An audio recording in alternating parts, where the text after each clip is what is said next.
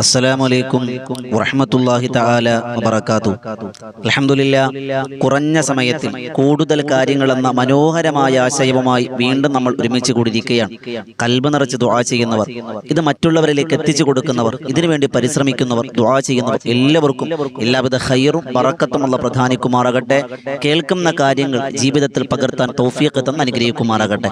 അൽഹംദുലില്ലാഹ്, ഇന്ന് തിങ്കളാഴ്ചയാണ്. റബീഉൽ അവ്വലിനെ സംബന്ധിച്ചിടത്തോളം തിങ്കളാഴ്ചയ്ക്ക് വലിയ മഹത്വമുണ്ട്. സാധാരണ മാസങ്ങളിലും തിങ്കളാഴ്ച വലിയ മഹത്വമുള്ള നിബിധങ്ങൾ സുന്നത്ത് നോമ്പ് എടുത്തിരുന്ന പല ആളുകൾ, ഇന്ന് എന്റെ ശബ്ദം ശ്രമിക്കുന്ന പല ഉമ്മമാർക്കും ഇന്ന് നോമ്പുകാരാണ്. കാരണം എന്തേ? റബീഉൽ അവ്വലിന്റെ തിങ്കളാഴ്ച പ്രത്യേകം സുന്നത്തുണ്ട് എന്ന് മുൻഗാമികൾ രേഖപ്പെടുത്തിയ, അനുഭവിച്ചറിഞ്ഞ ഒരു അനുഭൂതിയാണ് ഇന്നത്തെ നോമ്പ്. അള്ളാഹു കബൂലാക്കട്ടെ. ആ തിങ്കളാഴ്ച ദിവസം ഈ പുണ്യമായ റബീഉൽ അവ്വലിൽ അള്ളാഹുവിന്റെ പ്രവാചകന്റെ തൃപ്തി കരഗതമാക്കാൻ, റബ്ബിന്റെ പൊരുത്തം കരഗതമാക്കാൻ, അള്ളാഹുവിന്റെ അടുപ്പവും ഇഷ്ടവും കരഗതമാക്കാൻ കഴിയുന്ന ഒരു അത്ഭുതത്തിന്റെ അറിവുമായിട്ടാണ് ഇന്ന് നമ്മൾ കണ്ടുമുട്ടുന്നത്, നമ്മൾ പഠിക്കുന്നത്. അള്ളാഹു സ്വീകരിക്കുമാറാകട്ടെ. പ്രിയമുള്ളവരെ, ഈ പരിശുദ്ധമായ തിങ്കളാഴ്ച ഇന്നത്തെ രാവിലെ, ഇന്നത്തെ പകലിൽ ഇൻഷാ അള്ളാഹ് സുബഹി നമസ്കാരം കഴിഞ്ഞൊരു 3 വട്ടം, മഗ്രിബ് നമസ്കാരം കഴിഞ്ഞൊരു 3 വട്ടം, അങ്ങനെ എല്ലാ ദിവസവും 24 മണിക്കൂറിൽ ഒരു 6 വട്ടം നിങ്ങൾ ഈ ചെറിയ ദിക്ർ പറഞ്ഞാൽ നിങ്ങൾക്ക് കിട്ടുന്നൊരു വമ്പൻ പ്രതിഫലങ്ങളുണ്ട്. അത് ഞാൻ ആദ്യം പറഞ്ഞുതരാം. മഹാനായ സൗബാൻ റളിയല്ലാഹു തആല അൻഹുവിന് അല്ലാഹുവിന്റെ റസൂൽ സ്വല്ലല്ലാഹു അലൈഹി വസല്ലം തങ്ങൾ പഠിപ്പിച്ചു കൊടുത്ത ഒരു അത്ഭുതത്തിന്റെ ദിക്റാണ്. അള്ളാഹു ഭാഗ്യം തരട്ടെ. എന്തൊക്കെയാണ് നേട്ടങ്ങൾ ഞാൻ വേഗം പറഞ്ഞു തരാം. കുറഞ്ഞ സമയം കൂടുതൽ കാര്യങ്ങൾ അള്ളാഹു കബൂൽ. നിങ്ങൾ എല്ലാവരും നമ്മുടെ ഈ ചാനൽ സബ്സ്ക്രൈബ് ചെയ്യണം, ലൈക്ക് ചെയ്യണം. ഓരോ ലൈക്കും അത് മറ്റുള്ളവരിലേക്ക് എത്താൻ ഒരു കാരണമാണ്. നമ്മൾ കാരണം ഒരാൾ അറിവ് പഠിച്ചാൽ ഇത് മുത്തുനബി തങ്ങളുടെ മദ്ഹിന്റെ രാവുകളല്ലേ, മദ്ഹിന്റെ ഈരടികളല്ലേ, അള്ളാഹുവിന്റെ റസൂലിന്റെ റബീഉൽ അവ്വലല്ലേ. അപ്പോൾ ഒരു അറിവ്, നിബിധങ്ങളെ കുറിച്ചുള്ള അറിവ് നമ്മൾ ഒരാളെ ചൊല്ലിയാൽ നമുക്ക് കൂലി കിട്ടും. അള്ളാഹു ഭാഗ്യം തരട്ടെ. ഒന്നാമത്തത് നമുക്ക് കിട്ടുന്ന നേട്ടം അള്ളാഹുവിന്റെ തൃപ്തി കിട്ടുമെന്നാണ്. ബദരീങ്ങളെ പറ്റി, ഉഹദീങ്ങളെ പറ്റി, ഖന്തക്കും തബൂക്കിലും പങ്കെടുത്ത സ്വഹാബത്തിനെ പറ്റി അള്ളാന്റെ ഖുർആൻ പറഞ്ഞത് റളിയല്ലാഹു അൻഹും വറളു അൻഹു. അള്ളാഹുവിനെ കൊണ്ട് അവർ തൃപ്തിപ്പെട്ടു, അവരെ കൊണ്ട് അള്ളാഹു തൃപ്തിപ്പെട്ടു എന്നാണ്. അപ്പൊ അള്ളാഹിന്റെ തൃപ്തി കരഗതമാക്കിയവരൊക്കെ ആരുടെ കൂടെയാണ്? ശുഹദാക്കളോടൊപ്പമാണ്. ആ റബ്ബിന്റെ തൃപ്തി കരഗതമാക്കാൻ കഴിയുന്ന അത്രയും പവറുള്ളൊരു ദിക്റാണ് ഈ ദിക്റെന്ന് മഹാരഥന്മാരെ രേഖപ്പെടുത്തി വെക്കാൻ. രണ്ടാമത്തത്, ഈ ദിക്ർ ദിവസവും 6 വട്ടം, രാവിലെ 3 വട്ടം, വൈകുന്നേരം 3 വട്ടം, അങ്ങനെ ചൊല്ലുന്നവരെ അള്ളാഹ് ഏറ്റെടുക്കുമെന്നാണ്. ആരെങ്കിലും അള്ളാഹ് ഏറ്റെടുത്താൽ മുത്തനബി ഹദീസ്, ഫലം യുഅദ്ദിബുഹുല്ലാഹു അബദ, പിന്നെ അവന് സങ്കടപ്പെടാനില്ല. അള്ളാഹു ഒരുവനെ ഏറ്റെടുത്താൽ അവൻ പിടിക്കുന്ന കൈ അള്ളയാണ്, അവൻ നടക്കുന്ന കാൽ അള്ളയാണ്, അവന്റെ കാഴ്ച റബ്ബിന്റെ കാഴ്ചകളാണ്, അവൻ കേൾക്കുന്ന കേൾവി അല്ലാഹ് അല്ലാഹ് അല്ലാഹ് എന്ന ശബ്ദം മാത്രം, കൽബിൽ അള്ളാഹയെ കുറിച്ചുള്ള ചിന്ത മാത്രം. ഈമാൻ ഇങ്ങനെ വല്ലാതെ പ്രകാശപൂരിതമാകുമെന്ന് മഹാരഥന്മാർ. ദുനിയാവിൽ പേടിക്കാനില്ല, ആഖിറത്തിലും പേടിക്കാനില്ല. റബ്ബ് നമ്മളെ ഏറ്റെടുത്താൽ, ഇല്ലേ? നമ്മൾ പറയില്ലേ, ഓന്റെ കാര്യം ഞാൻ ഏറ്റോളാം, രക്ഷപ്പെട്ടില്ലേ? ഒരു മുതലാളി പറയാം, ഓന്റെ കാര്യം ഞാൻ ഏറ്റു.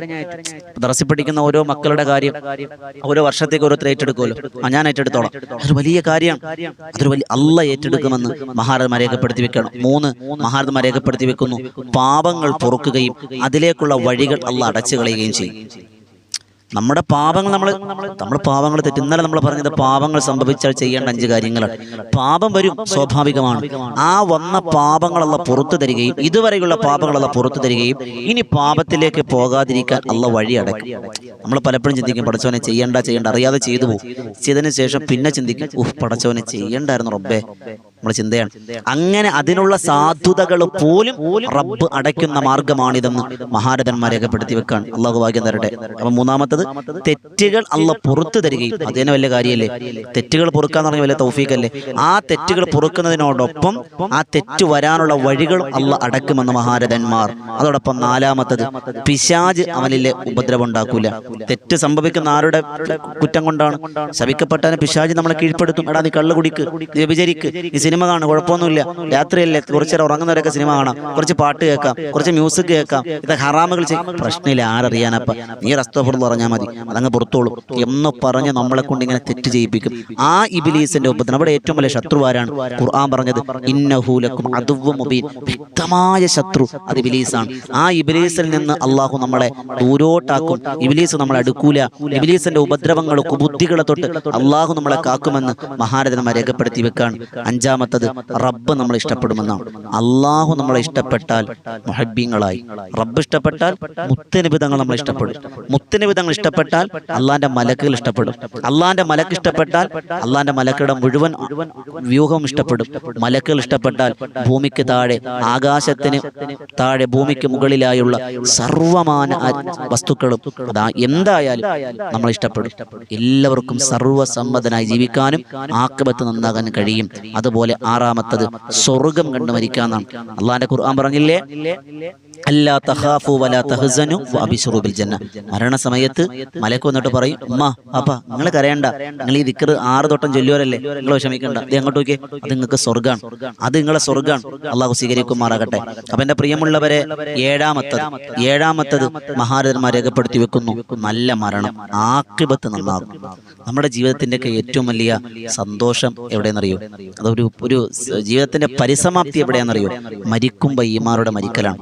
നമ്മളിങ്ങനെ 2 നില വീട് വെച്ചു, അല്ലെങ്കിൽ 1 നില വീട് വെച്ചു, വാഹനത്തെ സഞ്ചരിച്ച്, തിന്ന് രമിച്ച് രസിച്ച് ആനന്ദിച്ച് ആഹ്ലാദിച്ച് നടന്നിട്ട് മരിക്കുമ്പോൾ ഈമാനില്ലാതെ ചത്തുപോയാൽ എന്തവസ്ഥയാണ്? നമ്മുടെ ജീവിതം, യഥാർത്ഥ ജീവിതം ആരംഭിക്കുന്ന മരണശേഷമാണ്. നമ്മളൊക്കെ വിചാരിക്കുന്നത് മരണം എന്നാൽ ലൈഫിന്റെ എൻഡിങ് എന്നാണ്. അല്ല, ലൈഫ് സ്റ്റാർട്ടിംഗ് ആണ്. വല്ലാഖിറത്തു ഖൈറു വബഖ. ഏതാണ് ആ ചരിത്രം? ഏതാണ് ആ ദിക്ർ? ഈ മഹത്വം കിട്ടുന്ന അത്ഭുതത്തിന്റെ ദിക്ർ ഏതാണ്? അവിടെയാണ് നമ്മൾ മനസ്സിലാക്കാനുള്ളത്. ഈ അത്ഭുതത്തിന്റെ സമ്മാനിക്കുന്ന ദിക്ർ മഹാരഥന്മാരാകുന്ന സ്വഹാബത്ത് എല്ലാവരും ചൊല്ലിയിരുന്ന, പ്രത്യേകിച്ച് മഹാനായ മിസ്അബ് ബിൻ ഉമൈർ റളിയല്ലാഹു തആല അൻഹു അത്ഭുതത്തിന്റെ ചരിത്രം സമ്മാനിച്ചവരാണ്. നിബിതങ്ങളെ കൊണ്ട് വിശ്വസിക്കുകയും വലിയ വായയിൽ സ്വർണ്ണക്കരണ്ടിയായിട്ട് ജനിച്ചിട്ട് അവസാനം കഫംപുടവ പോലും തികയാതെ ലോകത്തിന് വിട പറഞ്ഞ മഹാരഥനാണ് മഹാനായ മിസ്അബ് ബിൻ ഉമൈർ റളിയല്ലാഹു അൻഹു. ആ ചരിത്രങ്ങളൊക്കെ നമ്മൾ ബദറിൻ തീരം ചരിത്ര കഥകൾ എന്നൊരു ചാനലുണ്ട്, ആ ചാനൽ നോക്കിയാൽ മതി. ബദറിൻ ലിങ്ക് താഴെ കൊടുത്തിട്ടുണ്ട്.